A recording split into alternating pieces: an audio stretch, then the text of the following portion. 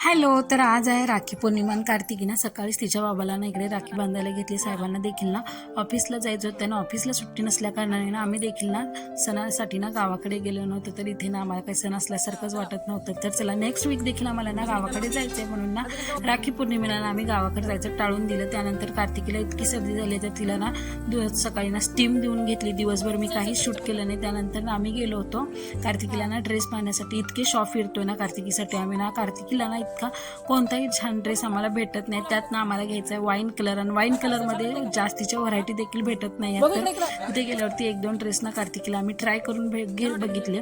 आणि तर तुम्हीच यातले सांगा की कोणता ड्रेस तिला छान वाटतं. तसं तर आम्हाला ना ह्या दोन्हीपैकी ना कोणतेच आवडले नव्हते. तर जस्ट ट्राय करून म्हणून बघून घेतलं तिला.